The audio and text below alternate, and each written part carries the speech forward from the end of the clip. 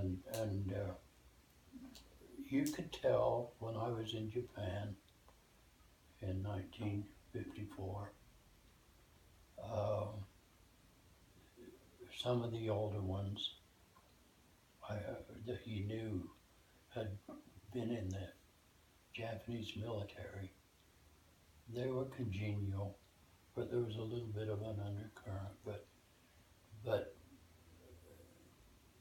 my feeling was that the vast majority of the Japanese were also very upset with Tojo and the other, the generals and the admirals. And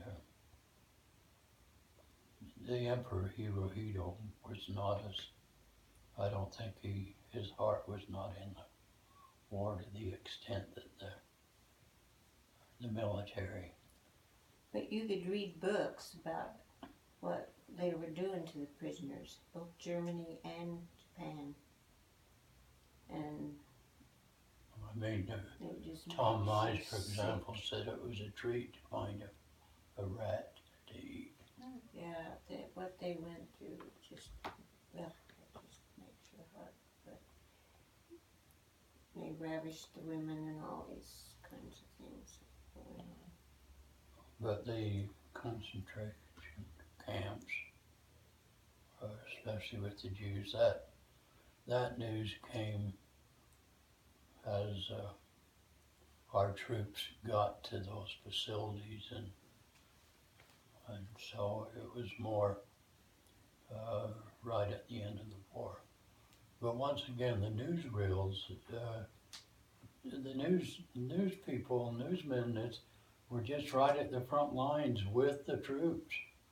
So the newsreels that you saw when you went to the movies, you saw the, what's a good word, the carnage, dead bodies, wounded. You saw the guns going off, you saw the bombs hitting, you saw the planes. There was a little tune that in a movie that really touched the hearts of people. Coming in on a wing and a prayer. Coming in on a wing and a prayer. Though there's one motor gone, we can still carry on. We're coming in on a wing and a prayer. I didn't realize that's where that phrase came from. Yeah, it's a song that was written, actually World War I is when that song came out. But there's a song, and in the movies it was always upbeat though. Coming in on a wing and a prayer. They really it was World War II. No, it was World War I. It says it right on the cover. Oh, does it? Well, anyway. I thought it was sang it during both. Yeah. They sang it a lot during World War II. But another beautiful, The White Cliffs of Dover. Oh, yeah. Another beautiful song. The White Cliffs of Dover. Dover was the county in England closest to the English Channel. So when they'd come back from the bombing raids, they would look for those cliffs coming up out of the ocean or out of the English Channel, and they were white stone. So they referred to them as the White Cliffs of Dover. There'll be there was a movie made about that. the White Cliffs of Dover. All these World War II movies. So a lot of the music was very, it'd tear your heart. Yeah, there was a lot of good music that came out of World War II. What was the little song that I sang on the radio?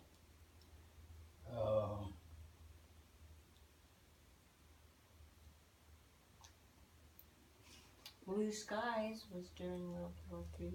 The little boy that was the crippled boy. I don't know. See, you did that No, before no. I ever knew you. I don't know. What's the matter with me? Where all we're taken to. But,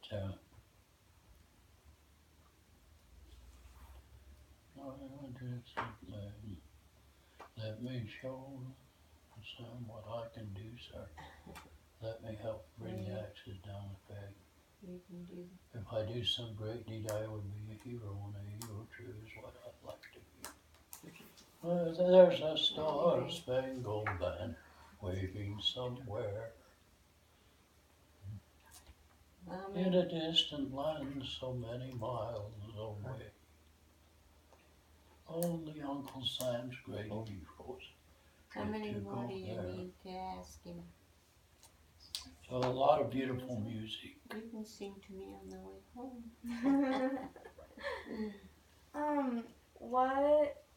What did you think of our leaders like Roosevelt and Truman? They had a lot of guts. I personally am a conservative, and Roosevelt, but a lot of the programs that he started, people classified them as the beginning of socialistic type programs in the nation. But he, even though a lot of people didn't agree with him on political issues, they were fully united behind him. And also, Truman was evil spoken of, but he had a lot of guts, a lot of courage. I remember the day that they said the war was over. The radio was on at our house, and they were yelling, "We want Truman! We want Truman!" because the war was over. I went running up the street to my cousins. The war's over! The war's over! I'll never we forget. Heard them singing, "We want Truman." I'll never forget where I was. I was in we had a class at our junior high where you could work with copper, do artwork with copper. You could build belts, just an arts and crafts class. And our teacher was a wounded veteran from World War I, Mr. Biddle. But he was very proficient on working with tools, and it was a nice class. But I remember I was in that class the day that they came through the door, or no, they announced it over the speaker system. They had every classroom had a speaker that went on back into the main office. He always had announcements at the beginning of the day, all right, and after the noon hour, announcements that would come into every classroom. But I was in Mr. Biddle's classroom when the word came over that the President Roosevelt had passed away, and Truman became the president.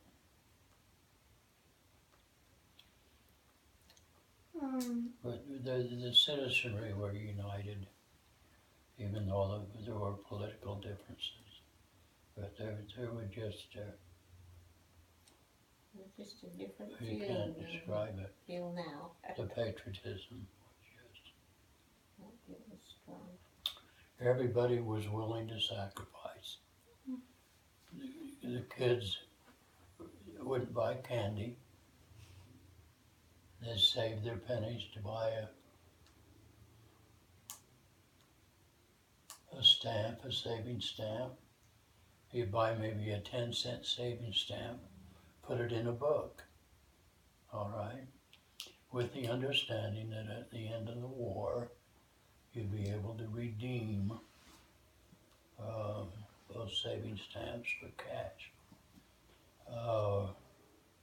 Some of the richer families were able to buy saving bonds,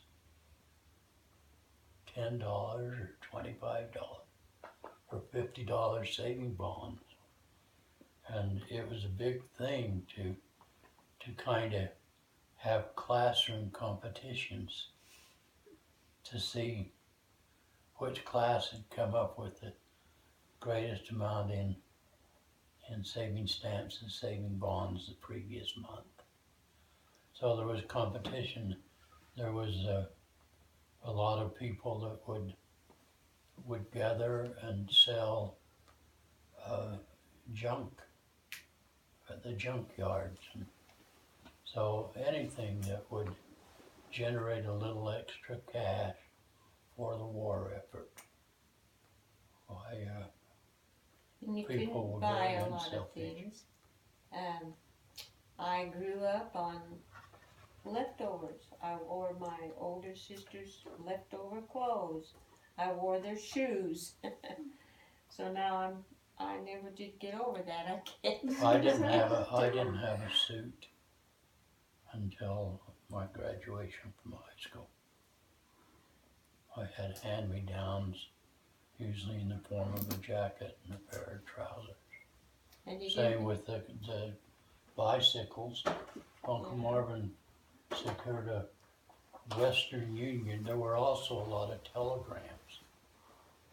Telegrams would come over the telegraph, and then they'd print them out on the telegraph machine would print a little line paper. Then they'd take scissors and cut off the message and put it on with glue on a piece of paper, telegram. Then boys would deliver the telegrams with their bicycles. All right. And Uncle Marvin had saved and bought a used Western Union bicycle. Then it went to Leland. Then it went to Carl with a new coat of paint. And one day under the Christmas tree, Darrell and I inherited that bicycle with a new coat of dark blue paint. You fixed your own tires. You carried a repair kit. Every bicycle had a repair kit. So you'd repair if something went wrong with the chain, you'd repair your chain. You learned how to take it apart and put a new link in the bicycle chain.